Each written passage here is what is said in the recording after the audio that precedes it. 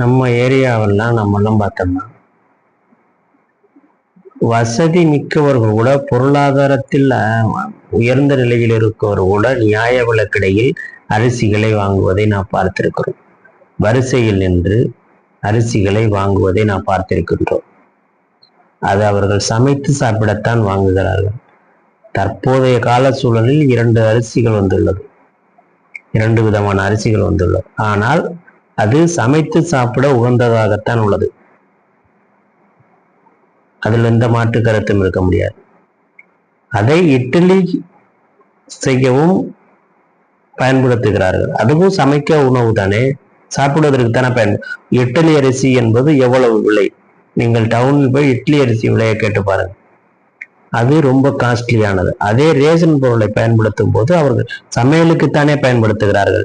இதை ஒரு அமைச்சர் கொச்சைப்படுத்துகிறார்.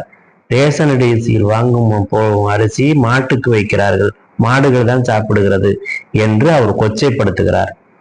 எந்த காலத்திலுமே ரேஷன் அரிசி அப்படித்தான் கொண்டு வர விநியோகிக்க முடியும். ஏனெனில் அது பக்குவப்படுத்தப்பட்டு அரைக்கப்பட்டு மீண்டும் குடோன்களில் அடைக்கப்பட்டு இந்தியா முழுமைக்குமான ஒதுக்கப்படுகின்ற ஒரு அரிசி முறை, உணவு முறை. நியாய விலை கடைகளுக்கு வழங்கப்படுகின்ற உணவு பொருளானது, அரிசியானது ஒன்றிய அரசின் நிதி பங்கிலிருந்து கொடுக்கப்படுகிறது. அந்த நிதியை மாநில அரசு ஒன்றிய அரசுக்கு கொடுக்கிறது. அவர்கள் கொடுக்கும் விலையை விட இங்கு இனாமாக கொடுப்பதற்கு காரணம், அதன் விலையை மத்திய அரசிடமிருந்து மாநில அரசு வாங்கி மக்களுக்கு விநியோகம் செய்கின்றது. இது ஒன்றிய அரசின் பங்கே முழுவானது. ஆனால் அதை இலவசமாக கொடுக்க மாநில அரசு அதற்கான நிதியை ஒன்றிய அரசிடம் கொடுத்து விடுகிறது. முதல்வர் ஜோசப் விஜய் அரிசியை பொன்னி அரிசி போல் கொடுக்க சொன்னார் என்று ஆதவர்ச்சனா பேசுவது மடமையின் உச்சமானது. அது பொய்யான கருத்து. 2-3 அமைச்சர்கள் டிவிகே அமைச்சரவையில் தொடர்ந்து பொய்களை மட்டுமே பரப்புவதை மூலதனமாக கொண்டு வருகிறார்கள். அவர் நேற்று சட்டசபையில் பேசும்போது கூட முதலமைச்சருக்கு எப்போது எங்கே பேச வேண்டும் என்று தெரியும் என்று பேசினார்.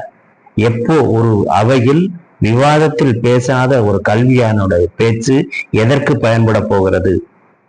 எங்கோ தனியாக நின்று பேசுவதற்கு பேர் அறிவாளி அல்ல. ஒரு விவாதத்தில் விவாத பொருளில் பங்கு பெறுகின்ற, விவாதம் நடைபெறுகின்ற பொழுது ஒரு மேடையில் விவாதத்தில் பங்கு பெற்று அதற்கு சரியான பதில் பேசுவனே உண்மையான அறிவாளியாக போற்றப்படுவான். அவனே சமுதாயத்தில் அறிவுசார் கொள்கையாளனாகவும் ஏற்றுக்கொள்ளப்படுவான். இன்று பதிலளித்து பேசாத ஒருத்தர் நாளை பேசி எந்த பயனும் வரப்போவதில்லை. உதாரணத்திற்கு, இன்று அமோனியா கசிவு, வாயு கசிவு ஏற்பட்டு 7 பேர் உயிரிழந்துள்ளார்கள். முதலமைச்சர் வருத்தம் தெரிவித்தார், நிவாரண நிதி வழங்கினார் என்று அவர் வெளியிலேயே வராத அளவுக்கு அமைச்சர்கள் பதில் பேசுவது எவ்வளவு அபத்தமானது. புதிதாக வந்திருக்கக்கூடிய ஒரு ஆட்சியின் ஒரு முதலமைச்சர் இன்று உடனடியாக மருத்துவமனையில் சென்று மக்களுக்கு துணை நிற்க வேண்டுமா வேண்டாமா? கரூர் சம்பவத்தில் 41 பேர் பாதிக்கப்பட்ட பொழுது நள்ளிரவு 1 மணிக்கு கிளம்பி 3 மணிக்கு கரூர் நின்றார் அன்றைய தமிழக முதலமைச்சர் முத்துவேல் கருணாநிதி ஸ்டாலின்.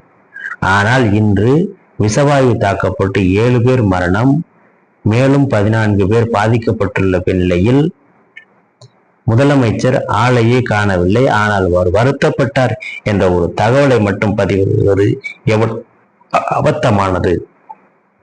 நீங்கள் வெற்று விளம்பரத்தின் மூலமும் பொய் அவதூறுகள் மூலமே ஆட்சியை நடத்தி விடலாம் என்று நீங்கள் நினைத்து கொண்டிருக்கிறீர்கள். அதற்கு இப்போது வேண்டுமானால் சோபா பயன்படலாம்.